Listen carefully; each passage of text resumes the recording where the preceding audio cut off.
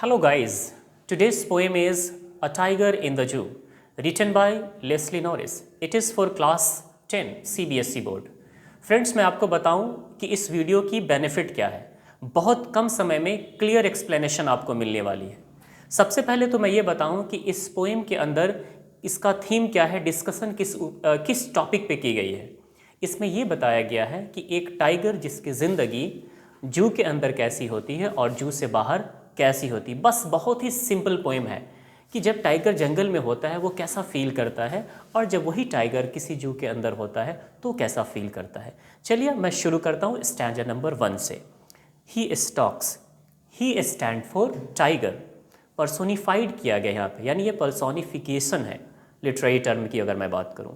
He stalks in his vivid stripes the few steps of his cage on paths of velvet quiet in his quiet rage.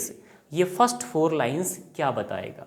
ये first 4 line का जो पहला line है उसमें इस बात को बताया गया है stalks in his vivid. Stalks which means to walk upon. यहाँ जो 4 दीवारी आयरन बार के बने होते हैं, बताया गया है जो टाइगर है वो उसी आयरन बार के अंदर उस जू के अंदर जो बना होता है उसमें वो स्टेप ले रहा होता है, यूँ कह सकते हैं आप, टहल रहा होता है. Few steps of his cage, उससे ज़्यादा वो दूर जा नहीं सकता. On pads of velvet quiet, यहाँ पर पैड्स ऑफ वेलवेट क्वाइट उसके पाँव के बारे में बताया जा रहा है, उसके फीट के बारे में. आपने कैट को देखा होगा, जब कैट चलती है तो आवाज़ नहीं होता है, ठीक वैसा ही सॉफ्ट टाइगर का भी फीट होता है जिसको वेलवेट जैसे कपड़े से कंपैरिजन किया गया है जो कि मेटाफॉर है. In his quiet rage. अब रेज क्यों? रेज मीन्स होता है गुस्सा या नाराज़. तो वो गुस्सा क्यों है, नाराज़ क्यों है? क्योंकि उसकी फ्रीडम छीन चुकी है. टाइगर की ज़िंदगी एक जू के अंदर रहने वाली थी और अभी उसे किसी पिंजड़े के अंदर डाला गया है. तो आप ही सोचिए कि पिंजरे के अंदर और जंगल दोनों जगह की ज़िंदगी एक टाइगर की एक्सप्लेन करते हैं. वो कभी खुश नहीं हो सकता, इसलिए वो अभी अपनी ज़िंदगी से, अपनी लाइफ से नाराज़ है. कैरी ऑन करता हूँ और स्टैंजा नंबर 2 की तरफ हम लोग चलते हैं. He should B lurking in Shadow. यहाँ पर पोएट कहते हैं ही शुड बी. आपने मॉडल्स पढ़ा होगा. ही शुड बी, वो उसे कहाँ होना चाहिए टाइगर को? Lurking in the shadow sliding through long grass near the water hole where plum deer pass. अभी टाइगर को होना चाहिए कि वो अभी लर्क यानी छिप जाना कहाँ होना चाहिए? अभी वो जंगल में होना चाहिए.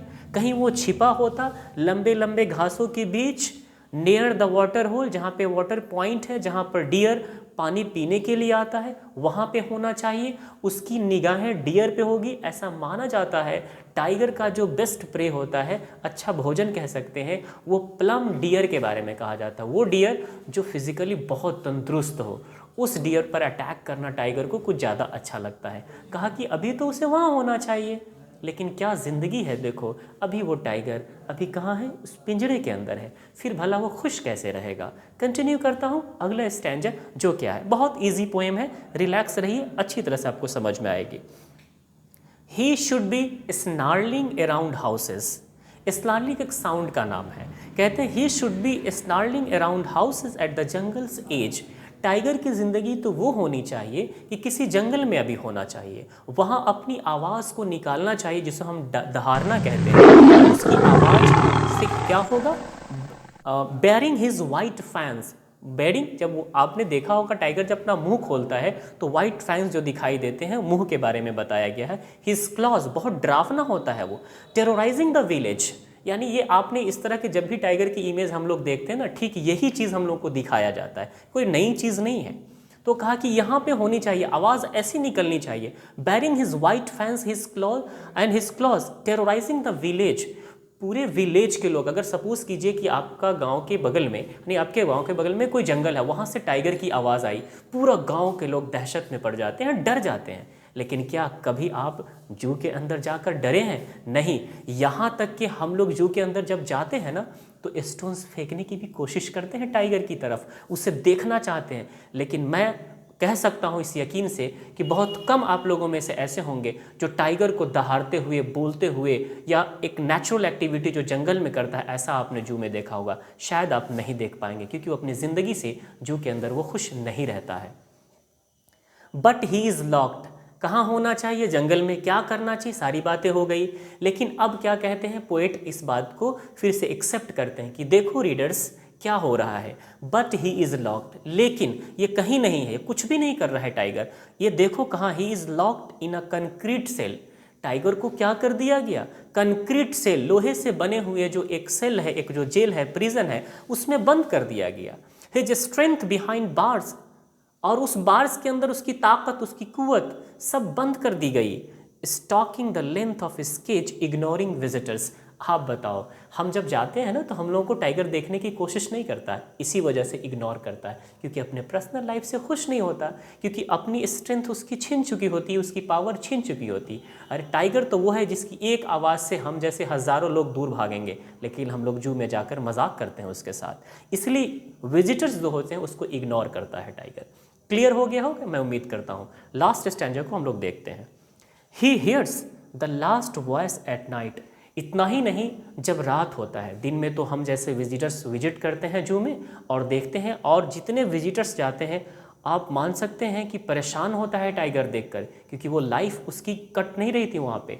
वो ऐसा लगता है दम घुट रहा होता है टाइगर को। कहते हैं आखिरी में जब रात का वक्त होता है, पेट्रोलिंग कार्स की जब कानों में आवाज़ पहुँचती है, he stares with his brilliant eyes at the brilliant stars. फिर वो अपने ब्रिलियंट आइज से स्टार्स की तरफ देखता है। यहाँ पे क्या बताया गया है, इतनी सारी थॉट अगर टाइगर के जहन में चल रही होगी, परेशान होगा। जब वो रात में पेट्रोलिंग कार को सुनता है, साउंड्स को, तो अपने थॉट को डिस्ट्रैक्ट करने के लिए स्टार्स की तरफ देखता है। ये तो लाइफ है। इसी चीज़ को कहा जाता है कि ज़िंदगी जो है, जिसका नेचुरल हैबिटेट में जो होती है वो अच्छी होती है, वो एक्चुअल लाइफ होती है। तो जो नेचुरल हैबिटेट होना चाहिए, जहाँ टाइगर को होना चाहिए वहाँ नहीं है। अभी वो टाइगर प्रिजन के अंदर है, जू के अंदर है, इसलिए वो खुश नहीं है। ये थी आपकी पोएम की एक्सप्लेनेशन, जिसमें बताया गया है कि जितने भी क्रिएचर्स हैं, इवन इंसान, जो जगह हम लोगों के रहने के लिए बनी है, जो क्रिएचर्स को रहने की बनी है, वहीं वो खुश रहता है अपने नेचुरल हैबिटेट में, बाकी कहीं वो खुश नहीं रह सकता। जिसको अल्लामा इकबाल भी अपने एक पोएम में कहा है, जिस पोएम का टाइटल है परिंदे की फरियाद। उसमें परिंदा यानी बर्ड वो कहती है, आता है याद मुझको गुजरा हुआ ज़माना, वो बाग की बहारें, वो सब का चहचहाना, आज़ादियाँ कहाँ अब अपने घोंसले की, अपनी खुशी से आना, अपनी खुशी से जाना। यानी एक चिड़िया को भी जब आप पिंजरे में रख देते हैं ना, वो भी खुश नहीं रहती है। तो ये पोएम से क्लियर हो गया कि जो भी लिविंग बींग्स कह सकते हैं, वो अपने नेचुरल हैबिटेट में ही खुश रहता है। Thank you for watching. अगर वीडियो अच्छी लगी हो तो लाइक, शेयर और सब्सक्राइब ज़रूर कर दीजिएगा। मिलते हैं फिर अगले वीडियो में।